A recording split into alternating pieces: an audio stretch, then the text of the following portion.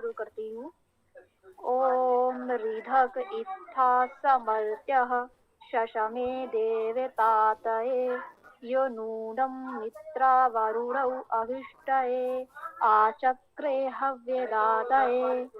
मंत्रार्थ, इत्था इस प्रकार से वह ऋधक समृद्धिशाली मर्त्य है, मरणशील देवतातये देवत्व के लिए शास में शमन करता है। यो जो नूनम निश्चय ही मित्र वरुणीय ने अभिष्टये अभीष्ट के लिए हव्यदातये देह के दर्शक के लिए आचक्रे करते हैं। भावार्थ, हम जीव मनुष्य के रूप में मरणशील तो हैं, परंतु परमात्मा से उत्पन्न होने के कारण समृद्धिशाली भी हैं। हमें कूद कर अर्थात अपनी संपूर्ण शक्ति से ऊपर उठने का प्रयास कर देवत्व को प्राप्त करना है। मित्र वरुण अर्थात हमारे मित्र वरण किए गए परिजन हमारे अभीष्ट की प्राप्ति के लिए तथा हव्य अर्थात देह के दाता के लिए हमारी सहायता कार्य करते हैं। ऋधनोति धातु का अर्थ समृद्धि होना, ऐश्वर्य होना होता है, अतः ऋधक का अर्थ समृद्धि ऐश्वर्य होता है। ऋधक पद में सम उपसर्ग होने पर समृद्धक पद बनता है। निरुक्त इत्था अव्यय सा सर्वनाम ऋधक रिद समृद्धि होना, ऐश्वर्य होना, मर्त्य न मरना, देवताताय दिव्य प्रकाश करना, स्तुति करना, आनंद करना, प्रीति करना, शशमे शम समन करना, शांति होना, ये सर्वनाम। नूनम अव्यय मित्रा वरुण मित्र प्रीति करना, वरण करना, आच्छादन करना, अभिष्टय अभिउपसर्ग इस इच्छा करना, हव्य दाताए हु दान करना, आदान प्रदान करना, हुए आह्वान करना, दान करना, देना, आचक्रे क्री करना। ओम।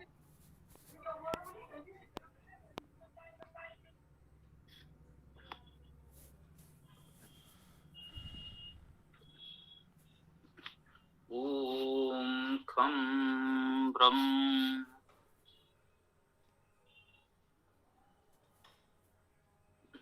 यजुर्वेद अध्याय 33 मंत्र 87।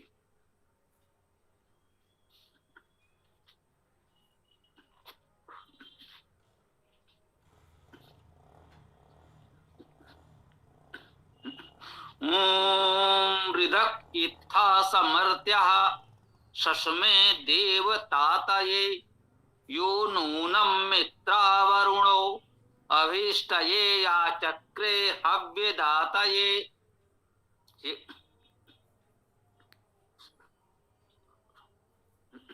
ऋधक इत्था, इत्था इस प्रकार अव्यय है। ऋधक रिद्धि समृद्धि, समझिए। ऋधक शब्द हमारा अपरिचित है, पर ध्यान से देखें, रिध धातु है, रिध से रिद्धि हो गया, सम उपसर्ग लगा तो समृद्धि हो गया। समृद्धि से सभी परिचित हैं, रिद्धि भी हमने सुना है, बहुतों ने सुना है, जाना है। समृद्ध शब्द तो लोक में बहु प्रचलित है, सभी जानते हैं।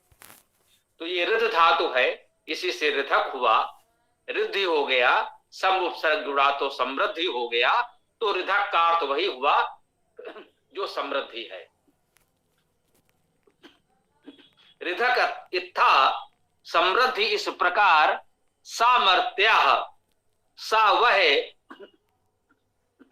मर्त्या मरणशील, वह मरणशील, सभी प्राणी मरणशील हैं, मनुष्य भी। वेद में मर्त्या शब्द सभी मरणशील प्रकृति के लिए, विशेष रूप से प्राणियों के लिए, और उसमें भी विशेष रूप से मनुष्यों के लिए मरुत मर्त्या आदि शब्द आते हैं। मरणशील, हम सब मरणशील हैं, इसको ध्यान रखें। अतः वेद में बहुधा मर्त्या मरुत कहकर संबोधित किया जाता है, इंगित किया जाता है, संकेत किया जाता है कि हम मर्त्या मरणशील हैं। ससमय यह क्रिया है, सम धातु है, सम शमन करना, सम धातु से समन बन गया, समन से भी हम लोग परिचित हैं। इसी से शांति बनता है। सम ती उपसर्ग लगेगा, मां का ना हो गया, शांति, और उसका गुण हुआ तो शांति। तो सम धातु से ही शांति बनता है, शमन बनता है। ससमय का अर्थ स्पष्ट हो गया, शांति करता है, शमन करता है। देवतातये, देवत्व के लिए कह रहे हैं। इत्था, इस प्रकार, समर्त्या, वह मरणशील समृद्धिशाली देवतातये, देवत्व के लिए ससमय शमन करता है, शांति करता है। यो नूनम मित्रावरणो, यो जो सर्वनाम है, नूनम निश्चय ही, अव्यय है, स्पष्ट है। मित्रावरणो, मित्र और वरुण, जो हमारे मित्र हैं। मित्र धातु से मित्र शब्द बनता है, मित्र स्नेह करना, मित्र का अर्थ है स्नेही। तो जो मित्र हैं हमारे स्नेही हैं, और वरुण हैं, वर्णीय हैं और वर्ण करने वाले हैं। वे मित्र स्नेही भी हैं और वरुण वर्णीय हैं। वर्ण हम किनका करेंगे? जो मित्र होंगे, स्नेही होंगे, उत्तम गुणों से युक्त होंगे, सज्जन होंगे, उन्हीं का तो वर्ण करेंगे। तो वर्ण करने योग बहुधा वरुण को, वर्णीय को, वरणीयम को लोग श्रेष्ठ आदि के अर्थ में लेते हैं। वो भावार्थ है, उचित है। शाब्दिक अर्थ हुआ वरुण, वर्णीय, वर्ण करने योग्य या वर्ण करने वाला कह लीजिए। जो वर्ण करे वो वरुण, जिसे वर्ण किया जाए वो वरुण। मित्रा वरुणो, मित्र और वरुण। अभिष्टये, अभीष्ट के लिए, जो कुछ भी हम चाहते हैं, इच्छा करते हैं, अभीष्ट के लिए। आचक्रे, आ उपसर्ग है, सम्यक समन्तात, चक्रे किया। क्रिया धातु है करना, करोति, करति, करते, विविध क्रिया रूप हम लोगों ने इस वेद में देखे हैं। कर्णवंत भी होता है, यही क्रिया धातु है। कर्णवंत भी है, करोत भी है, करते भी है, क्रिया धातु के विविध रूप हैं। उसी प्रकार से चक्रे भी है, चकार भी है, ये क्रिया धातु के रूप हैं। आचक्रे सम्यक समन्तात रूप से करता है। हव्यदाता, ये हव्यदाता के लिए।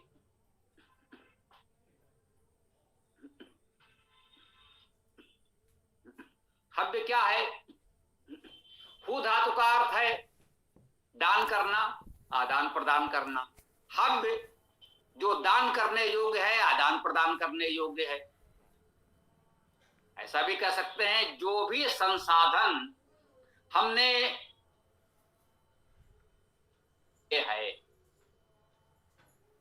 वो कोई सामग्री हो सकती है, धन संपत्ति वस्तु हो सकता है, हमारे विचार विद्या भी हो सकता है। ये हव्य है। हमारे पास बहुत धन सामग्री तो नहीं है कि मैं आपको दे सकूं, परंतु जो कुछ थोड़ी सी जानकारी हमें है, जो विद्या है, विचार है, वो तो मैं आपको दे सकता हूं। मैं वही प्रयास कर रहा हूं। तो ये भी हव्य है। जो कुछ देने योग्य है हमारे पास, जो हम आपको देने के लिए प्रस्तुत कर देते हैं, वो हव्य है। दाता, ये दाता के लिए जो कुछ देने योग्य हमारे पास है, उसे जब हम आपको दे देते हैं, देना चाहते हैं, देने का प्रयास करते हैं, तो हव्यदाता, उसे हव्यदाता कहा जाता है। हव्यदाता, ये जो हव्य को देने वाला है, उसके लिए ना। अब इसको समझने का प्रयास करें। यो नूनम मित्रा वरुणो अभिष्टये आचक्रे हव्यदातये। जो निश्चय ही मित्रा वरुण, महत्वपूर्ण इसमें मित्रा वरुण है, यही करता है। प्रथमा द्विवचन में है, मित्र और वरुण दो हैं, इसलिए द्विवचन में है। इसमें मित्र और वरुण दोनों की बात की गई है।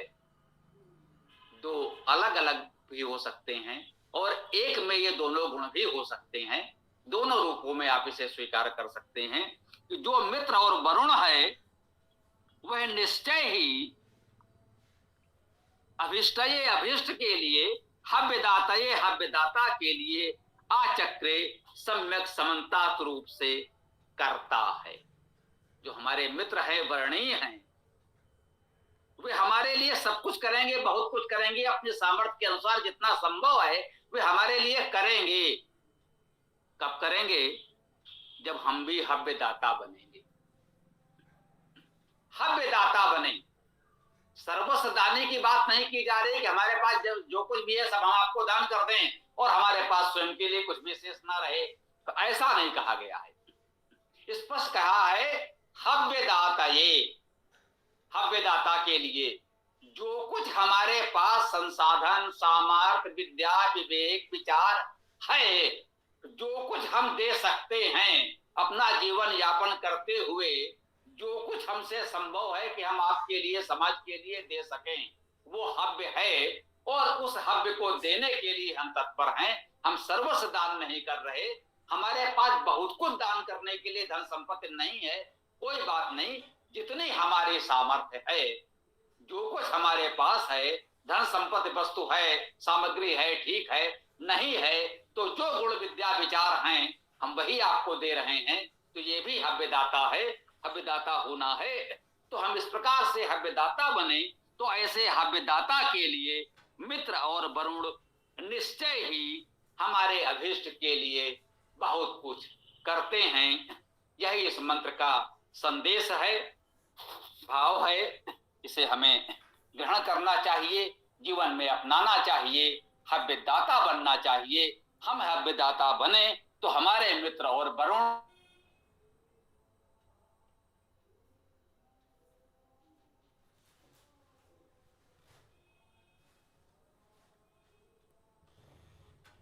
जो भी मरणशील प्राणी हम लोग हैं, वे देवता तजे देवत्व के लिए समन करें, अपने दोषों दुर्गुणों का समन करें। हमारे जीवन में शांति हो, तनाव न हो, क्रोध न हो, चिंता न हो, हमारे जीवन में शांति हो। हमारे इस प्रकार से ससमय समन करते हैं और हमारे लिए, हव्यदाता के लिए बहुत कुछ करते हैं। जो भी उनसे करते बन पड़ेगा करेंगे। हम अपने कर्तव्य का निर्वहन करें, हम अपने में हव्यदाता होने का गुण विकसित करें। शेष हमारे मित्र वरुण हमारे लिए करेंगे, ऐसी आशा अपेक्षा हम कर सकते हैं। पुनः यह मित्र वरुण भी जो कहा गया, वेद में, वेद मंत्रों का मुख्य लक्ष्यार्थ, आध्यात्मिक अर्थ परमेश्वर से होता है। मित्र वरुण भी परमेश्वर को कहा गया है। और लौकिक अर्थ में हम कह सकते हैं जो हमारे मित्र और वर्णीय समाज में सज्जन हैं, देवजन हैं, उनसे भी मित्रावरुण होने की अपेक्षा है। वे भी हमारे लिए बहुत कुछ करते हैं। अब आप लोग अपनी बात, अपने प्रश्न विचार रख सकते हैं। ओम खम ब्रह्म।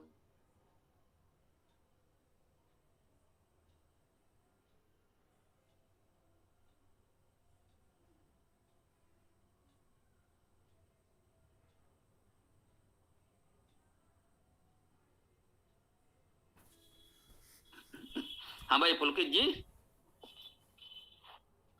बोलिए।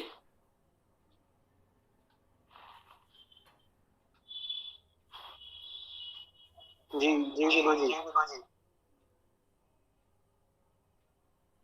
स्वामी जी, एक प्रश्न है, बहुत आवश्यक है, क्या मैं पूछ सकता हूँ? जी अवश्य बोलिए। वो इस मंत्र से रिलेटेड नहीं है लेकिन आवश्यक है। जी बताइए। ओम। जी, मैं अभी यहाँ अपने बहन के यहाँ आया हुआ हूँ, क्या कहते हैं, कोरबा छत्तीसगढ़। यहाँ पे जो है हमारा एक भांजा है जिसका नाम है अक्षय, 8 साल का है वो। तो आज ही की बात है, वो स्कूल गया हुआ था, वहाँ एक लड़का है, उसने एक धारदार कोई उससे ब्लेड से हाथ में अक्षय के, हमारे भांजे के अक्षय में मार दिया। तो मैं सोच रहा हूँ अब हम क्या एक्शन लें उसके खिलाफ़। क्या मतलब हम सहन करें या प्रिंसिपल को, मतलब प्रिंसिपल तक तो बात गई है, प्रिंसिपल ने समझाया भी है। तो भविष्य के लिए हम अक्षय को क्या समझाएं यदि कोई हमारे हम पर वार करे, हम पर, वही बात आ गई ना स्वामी जी की आत्मरक्षा के लिए क्या हम हथियार उठा सकते हैं? तो समझा दीजिए स्वामी जी। देखिए, आत्मरक्षा तो हमें करनी ही होगी, ये हमारा अधिकार ही नहीं कर्तव्य भी है। यदि हम आत्मरक्षा नहीं करते हैं तो एक प्रकार से हम दुर्जनों को बढ़ावा देते हैं, वे और ढीठ निश्चिंत हो जाते हैं कि ये तो कुछ कहेंगे ही नहीं, कुछ भी करो। तो हमें समाज में ऐसा संदेश नहीं देना है कि हम ऐसे कायर निष्क्रिय हैं कि दुर्जन हम पर आक्रमण करते रहें, प्रहार करते रहें और हम सहन करते रहें। किसी से भूल चूक में कहीं कुछ हो जाए तो उसे सहन कर लें, वो भी ठीक है, मनुष्य है, हमारा भाई है, हमारे परिवारी जन है, कोई बात नहीं, तुमसे भूल चूक हो गई होगी, हम तुमको क्षमा करते हैं। यदि भूल चूक से कुछ हो जाए तो उसे क्षमा कर दीजिए, बड़ा हृदय दिखाइए, बिल्कुल सत्य है। परंतु यदि कोई दुर्भावना से प्रहार करता है तो उसका प्रतिकार अवश्य कीजिए, विधि विधान के अंतर्गत कीजिए। जैसे प्राचार्य को बताया, बिल्कुल ठीक है, उचित है। यदि प्राचार्य के स्तर पर उचित समाधान हो जाता है, उसको अपनी भूल का अनुभव होता है, वो स्वीकार करता है, सुधार संभव है, तो ठीक है भाई, प्राचार्य हैं, बच्चों की बात है, विद्यालय की बात है, और यहाँ पर बात को स्वीकार किया जा सकता है। भाई प्राचार्य तक बात गई और प्राचार्य ने समझाया और उन्होंने स्वीकार किया, माना। और यदि बात बढ़ती है, प्राचार्य कहता है, उन्हें कोई अंतर नहीं पड़ता, प्राचार्य की बात को भी वो नहीं मानते और इसी प्रकार के गतिविधियां उनकी चलती रहती हैं, तो फिर हमें आगे जाकर और भी जो कार्रवाई संभव है वो हम करेंगे, विधि विधान के तहत करेंगे, है ना। ये सही है कि विधि विधान के तहत करेंगे, ये ठीक है कि हम एक मानव समाज में रह रहे हैं, उसने ये कार्य किया, अब इसके प्रतिकार में यदि हम उसकी हत्या कर देंगे तो हम हत्यारे कहलाएंगे। उसका दोष तो है, यहाँ ये बात समझना है, उसे तो दोषी माना जाएगा, लेकिन यदि आप उसकी हत्या कर देंगे तो आपको हत्या का दोषी माना जाएगा। वहां ये तर्क नहीं कि पहले उसने छोटा सा प्रहार किया था। तो अपना प्रतिकार करें, अपना संरक्षण रक्षण करें, बचाव करें, लेकिन ये नहीं होना चाहिए कि किसी ने हमको जरा सा कुछ कहा और हमने उसकी हत्या कर दी, तो फिर उससे बड़े अपराधी हम हो गए। और यदि हम, जैसा कि उचित था, प्राचार्य को बताया गया, प्राचार्य के बताने से बात न चले तो हम न्याय सुरक्षा व्यवस्था को उसकी जानकारी दें और उससे जो उचित प्रक्रिया के तहत उसको दंडित किया जा सकता है, जो विधि विधान के तहत मान्य है, वो प्रक्रिया हम अपनाएं, ये उचित होगा। परंतु कोई प्रहार कर रहा है, उस समय अपनी रक्षा करें और अपनी रक्षा करने में आवश्यक हो तो उस पर हम प्रहार भी कर सकते हैं, ये बिल्कुल उचित है। ओम। स्वामी जी, वो लड़का पहले भी कई लोगों के साथ ऐसा किया हुआ है और सुनने में ये आता है कि कभी कभी वो चाकू भी ले आता है। तो कल हम मीटिंग कर रहे हैं, प्राचार्य जी के पास जाएंगे और फिर उनसे बातचीत करेंगे, देखते हैं अब कैसा निर्णय होगा। ठीक है, इसमें सक्रिय रहें और प्रयास करें कि न्याय मिले।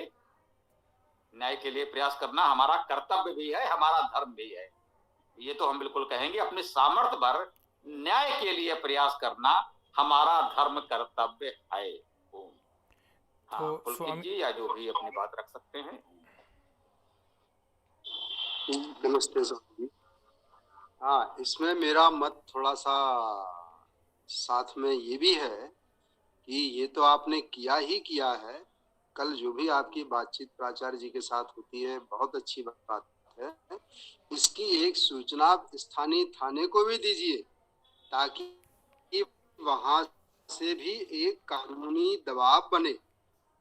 जैसा आपने कहा कि भाई वो लड़का पहले भी ऐसा कुछ कर चुका है, चाकू भी लाता है, तो उसके बारे में बताइए पुलिस को कि भाई बीच बीच में हथियार भी लेकर के आता है, चाकू जैसा, चाकू या जिसको बोलते हैं और कटारी, चाकू या कटारी की तरह का एक हथियार भी साथ में लाता है।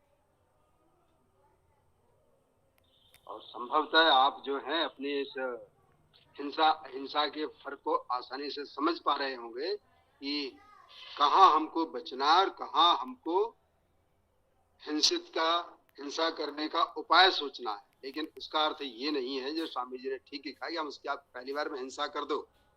आप उस स्तर पर मत जाइए, आप इस स्तर में जाइए सबसे पहले कि मुझे पहले अपना बचाव करते हुए उसको ठीक करना है, उसको दूर हटाना है, और उसमें जो आपको उपाय उचित लगे दूर हटाने के लिए सो आप कीजिए। धन्यवाद। धन्यवाद, सबको धन्यवाद।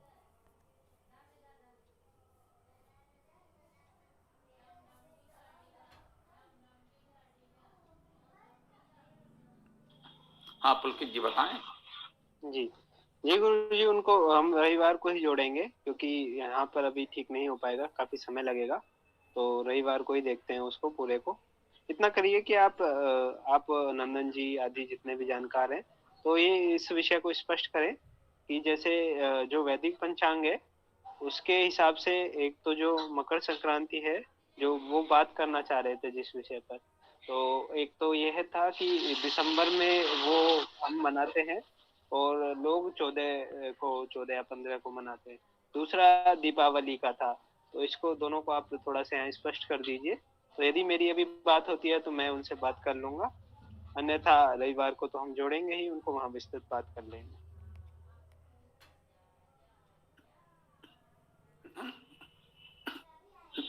पुलकित जी का आशय स्पष्ट है। अच्छा होगा रविवार को जोड़ेंगे तो इस पर विस्तृत चर्चा होगी और होनी भी चाहिए। और सीधी सी बात यह है कि मकर संक्रांति कब होगी यह अंग्रेजी कैलेंडर से तय नहीं होगा। मुख्य बात यह है कि वो 22 दिसंबर या 14 जनवरी को मकर संक्रांति नहीं होगी। मकर संक्रांति उस दिन होगी जब सूर्य मकर रेखा पर लंबवत होगा, और सूर्य के मकर रेखा पर लंबवत होने का परिणाम या उसका पहचान ये है कि जब सूर्य मकर रेखा पर लंबवत होगा तो दक्षिण गोलार्ध में दिन सबसे बड़ा और उत्तर गोलार्ध में रात्रि सबसे बड़ी होगी, दिन सबसे छोटा होगा। ठीक है ना? जब सूर्य मकर रेखा पर है तो दक्षिण में दिन बड़ा और रात्रि छोटी होगी, और उत्तर में दिन सबसे छोटा और रात सबसे बड़ी होगी। जब सूर्य कर्क रेखा पर होगा, कर्क संक्रांति होगी, तो उत्तर गोलार्ध में सबसे बड़ा दिन होगा और सबसे छोटी रात्रि होगी। दक्षिण गोलार्ध में इसका विपरीत होगा, वहां रात्रि सबसे बड़ी और दिन सबसे छोटा होगा। तो ये सीधी सी बात है, जो भूगोल, भौतिकी, अंतरिक्ष कह सकते हैं, खगोल को जानने वाले हैं, वो स्पष्ट रूप से समझ सकते हैं। अब कोई इसको नकार कर मन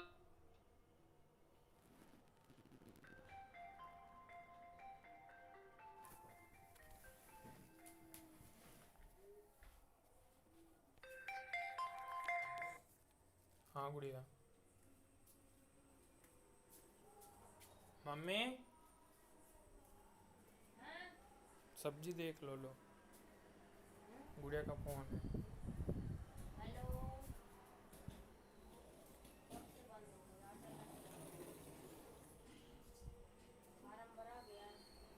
मम्मी बंद हो गया क्लास, चलो बंद करो।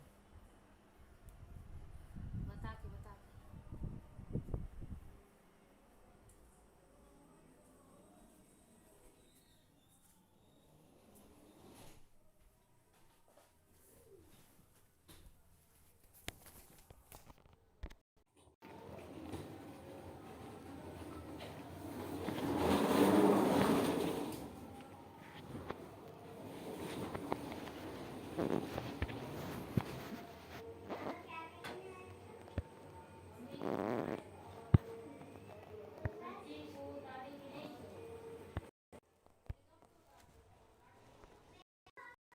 दिन भी और आज भी आपने बहुत ही सुंदर और स्पष्ट ढंग से व्यक्त किया है।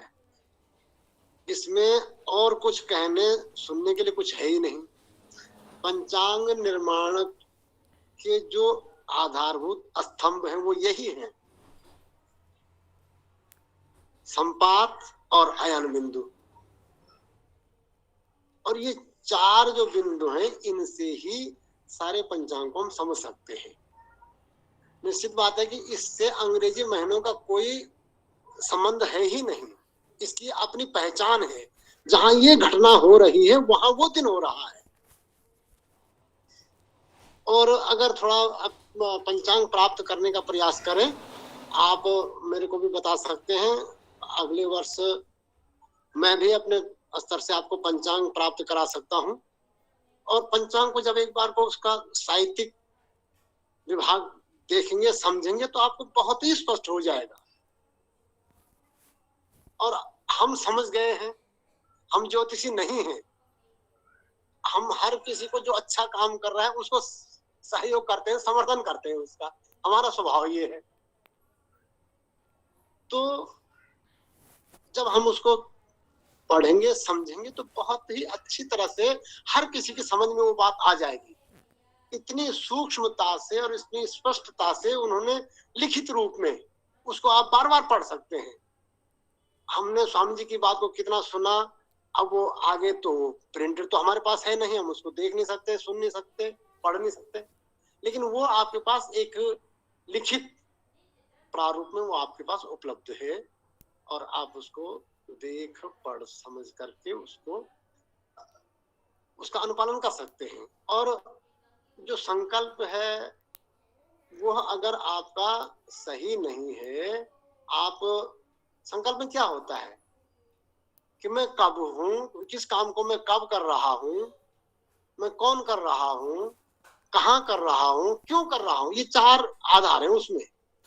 तो कब कर रहा हूं उसमें जब आपके पंचांग की स्थिति, गणितीय स्थिति जब उस तक उसमें स्पष्ट नहीं होगी तो वो आपका संकल्प नहीं कहा जाएगा। मैं कौन हूं, मेरा गोत्र क्या है, मैं किस कुल वंश परंपरा से हूं, और ये मैं कहां कर रहा हूं, कौन सा स्थान है मेरा, और क्यों कर रहा हूं। तो इन बातों का ध्यान रख करके अगर हम काम करेंगे तो निश्चित रूप से हमको बहुत लाभ भी होंगे, और जो भी हम कर रहे हैं वो हमारा सिद्ध भी होगा। ये मैं जानता हूँ, समझता हूँ, और मैं ऐसे ही करता हूँ। मेरी अपनी विधि है और हम करते हैं। मैं संक्रांतियों की किसी भी यज्ञ को छोड़ता नहीं। 12 संक्रांतियों के 12 यज्ञ मेरे घर में होते हैं, अमावस्या होती है, पूर्णमासी होती है। इसकी मैं बृहद यज्ञ करता हूँ और अपने सूक्ष्म रूप में रोज मंत्रों का पाठ करता हूँ। ऐसे ही आप भी करें। ओम सम।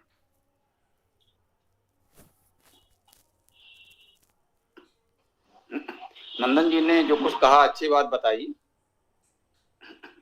मुझे आपसे 2 निवेदन करना है व्यक्तिगत रूप से।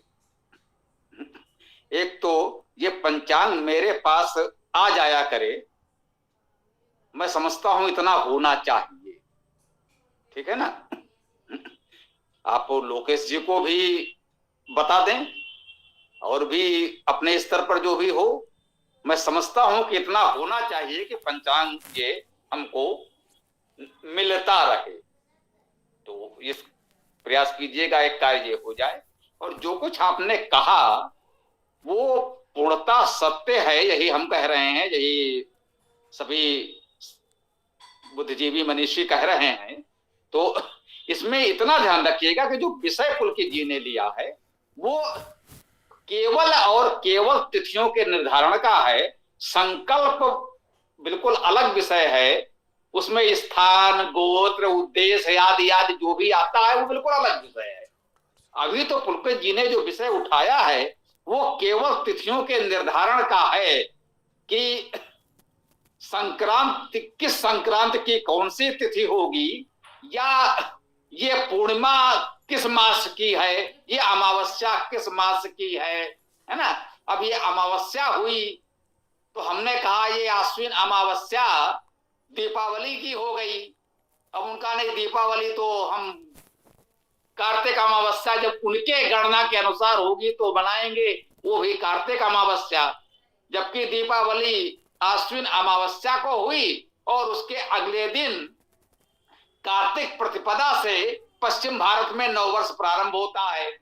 वो शारदीय नववर्ष है, हमारा वासंतिक नववर्ष है। हम वासंतिक नवरात्र से नववर्ष मानते हैं। पश्चिमी भारत में बहुत से क्षेत्रों में शारदीय, क्या कहें कि वो कार्तिक शुक्ल प्रतिपदा से नव वर्ष मनाते हैं, जिसे दीपावली पर्व हम लोग कहते हैं, वो भी नव वर्ष है उनका। तो ये तो ठीक है, नव वर्ष कभी भी मनाएं, लेकिन वो मुख्य बात यह है कार्तिक शुक्ल प्रतिपदा को नव वर्ष मनाते हैं। और कार्तिक शुक्ल प्रतिपदा हम कहेंगे आश्विन अमावस्या के पश्चात आएगी, उन्होंने उसको कार्तिक अमावस्या कहा कुछ लोगों ने। तो ये थोड़ी सी बात है, मुख्य विषय इनका तिथियों का था और संकल्प थोड़ा अलग है। तो जब भी इस पर चर्चा हो तो हम दोनों का घालमेल ना करें तो लोगों को समझने में सुविधा होगी, ऐसा मुझे लगा। अब पुलकित जी बताएं, क्योंकि मूल विषय उन्होंने उठाया है। बोलिए पुलकित जी। गुरुजी मैं उनका मत बता देता हूँ। उनका मत क्या था, मतलब जो थोड़ा सा ही उन्होंने लिखा, मूल तो उनसे बात हुई नहीं मेरी। तो उनका मत ये था कि जो उत्तरायण होती है ना, वो तो उनको तो उन्होंने मान लिया कि शीतकालीन संक्रांति है, ठीक है। लेकिन जो मकर संक्रांति है ना, जो मतलब लोग त्योहार मनाते हैं, उसको उन्होंने उत्तरायण नहीं माना। उन्होंने क्या कहा कि ये वो समय है, मतलब जब सूर्य मकर राशि में प्रवेश कर गया, जो ये 14-15 जनवरी के आसपास होता है। फिर उन्होंने ऐसा भी कहा कि जो 1000 साल पहले इसको 31 जनवरी को मनाते थे, और अब 1000 साल बाद ये 31 दिसंबर को मना देते हैं, और 1000 साल बाद ये 31 जनवरी की हो जाएगी। इस तरीके से वो बता रहे थे। तो उनका मतलब ये था कि जो मकर संक्रांति मना रहे हैं, वो जब मना रहे हैं जब वो मकर राशि में प्रवेश कर रहा है सूर्य।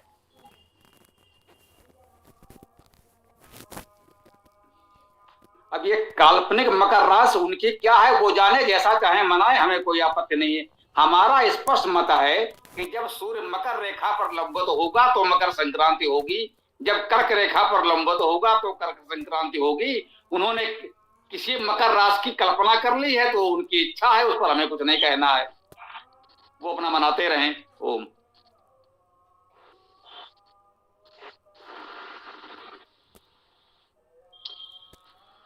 इसमें हमें इस बात का भी ध्यान रखना है, जो स्वामी जी ठीक कह रहे हैं, कि जिस समय कर्क राशि पर आएगा वो जो है उस वर्ष का सबसे बड़ा दिन होगा, और जब मकर राशि पर आएगा तो वो उस वर्ष का सबसे छोटा दिन होगा। तो इस बात के मद्देनजर अगर तिथियों में कोई बदलाव होता है अंग्रेजी या हिंदी या और किसी पंचांग के अनुसार से, वो तो बदलाव स्वीकार करना ही होगा, क्योंकि ये तो प्राकृतिक है, जिसको किसी ने बनाया नहीं, वो स्वयं बने हुए। अच्छा, दूसरी बात एक और है, हमारे देश के अंदर एक चलता है शक संवत, ज्यादातर सरकारी कैलेंडरों में दिखाई देता है। वो अपना नया वर्ष 25 मार्च से शुरू करता है, तो इसका भी थोड़ा मिलान करके देख लें। एक और चलता है, जैसे अपने देश के अंदर वीर संवत जैनियों का है, बुद्ध संवत बुद्ध लोगों का चलाते हैं, तो इनमें भी ऐसा कुछ बनता है क्या? क्योंकि ये सारे कैलेंडर जो हैं हमारी वैदिक मान्यताओं के आसपास ही हैं, कुछ थोड़े थोड़े अंतर के ऊपर, तो उनके साथ हमको तुलनात्मक रूप से देख लेना चाहिए कि इनके में जो है हमारी कर्क रेखा, कर्क संक्रांति और मकर रेखा की मकर संक्रांति कहाँ जा रही है। और जैसा इनका लोकेश जी का आपने चर्चा किया, तो क्या अगर 1000 वर्ष पहले ये 31 दिसंबर की आ रही थी, तो सूर्य की गति में कुछ फर्क आया है या पृथ्वी के कोण में कोई अंतर आया? जैसा वैज्ञानिकों ने बताया कि करीब जो है अब तक पृथ्वी अपने अक्ष से 1 डिग्री झुक गई है। तो क्या वैसा कुछ हो रहा? अगर वैसा कुछ होगा तो यहाँ अगर ये 14 जनवरी आ रही है, 15 जनवरी आ रही, तो इसका अर्थ ये हुआ कि वहां पर 14-15 जून के लिए भी कर्क संक्रांति होना चाहिए। फिर ऐसा नहीं हो सकता कि कर्क संक्रांति की तिथि इस छमाही से दूसरी छमाही में चली जाए। ये भी एक विषय देखना पड़ेगा, उस पर भी विचार किया जाना आवश्यक है।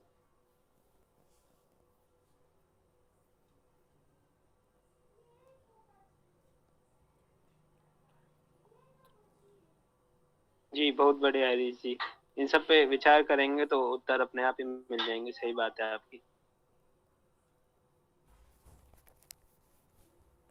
पुलकित जी, हालांकि गणित भी मेरा विषय नहीं रहा है, ये अलग बात है कि मैं इंजीनियरिंग संस्थान से जुड़ा, बाद में मैंने गणित की भी पढ़ाई की, लेकिन मुख्य रूप से गणित ज्योतिषाचार्यों का ही विषय है, जो अपना हाइट एंड डिस्टेंस के हिसाब से सारी गणनाएं करते हैं, जिया कोजिया वगैरह ले जाके टेंजेंट को टेंजेंट, सीकेंट को सीकेंट, जिसको अपन लोग पढ़ते रहे हैं। तो ये तो वो गणनाएं करें अपनी, लेकिन उन गणनाओं के साथ इस बात का भी विशेष ध्यान रखा जाना चाहिए, जिस बात को स्वामी जी बार बार कह रहे हैं कि मकर संक्रांति तो वर्ष का सबसे छोटा दिन है और कर्क संक्रांति उस वर्ष का सबसे बड़ा दिन है। तो इनके बीच में दूरी अगर एक कोण जो है, एक हिस्सा जो है पृथ्वी का दक्षिणी गोलार्ध अधिकतम दूरी पे है, दूसरा हिस्सा उत्तरी गोलार्ध उत्तरी ध्रुव न्यूनतम दूरी पे है, तो ये दूरियों का समय तो एक ही रहेगा। अगर वो 6 महीने आ रहा मतलब 180 दिन 182 83 दिन जो आ रहा वही रहेगा। लेकिन ये नहीं हो सकता कि एक जो है एक दिन हो जाए और दूसरा 100 जो है 85-88 दिन हो जाए, ये नहीं हो सकता। तो उसके ऊपर भी अपन को इस बात का पूरी तरह से निगरानी रखना पड़ेगी और ये भी साथ में देखना पड़ेगा कि अगर इनमें कहीं कोई पृथ्वी के जो अपनी घूर्णन क्षमता जिससे पृथ्वी घूम रही है 365 से 1/4 दिन जो आता है, वो अंतर कहाँ जा रहा है।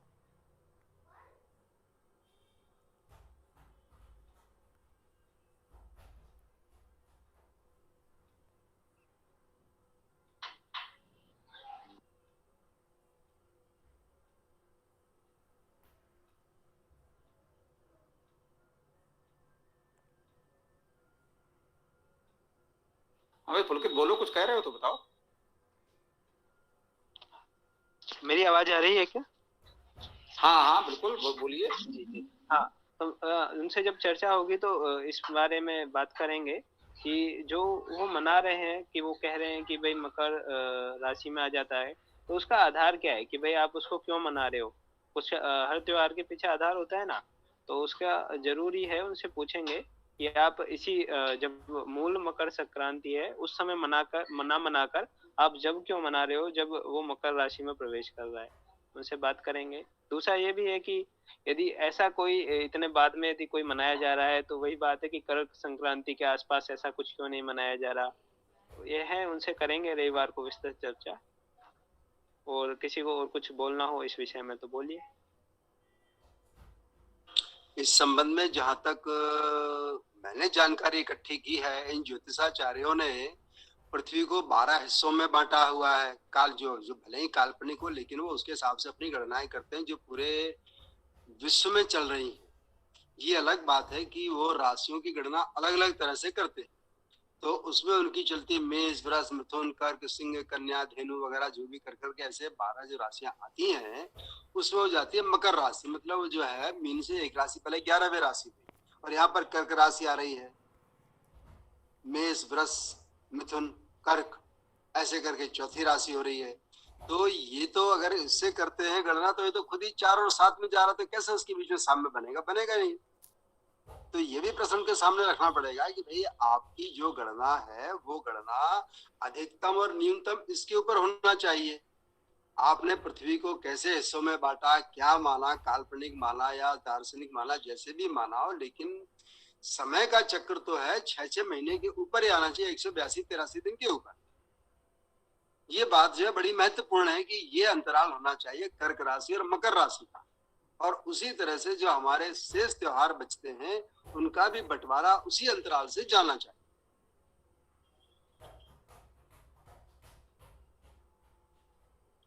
हरी जी, जितना मैं जानता हूँ तो पृथ्वी को 12 भाग में नहीं बांटते, किसी भी जो ग्रह की कक्षा होती है ना उसको 12 भाग में बांटते हैं, उनको राशियां कह देते हैं, 27 में बांट के नक्षत्र बोल देते हैं, ऐसा है कुछ। तो उनसे करेंगे, आप सभी जुड़िएगा रविवार को, तो उनसे करेंगे पूरी बात, क्योंकि जो भ्रांति है वो स्पष्ट होनी चाहिए।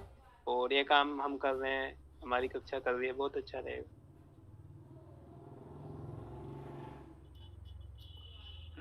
चलिए, बहुत अच्छा विषय है, बहुत अच्छी चर्चा हुई, ये महत्वपूर्ण है। पंचांग का विषय भी महत्वपूर्ण है और इस पर पुलकित जी और उनके साथी कार्य कर रहे हैं। आर्यभट्टी भास्कर आदि ज्योतिषाचार्यों गणतज्ञों की बात को आगे बढ़ा रहे हैं। बहुत बहुत शुभकामनाएं, बधाई। तो आज की चर्चा को अब यहाँ विराम दिया जाए। कल सायंकाल 7:30 बजे हम लोग इस वेद कक्षा में पुनः मिलते हैं।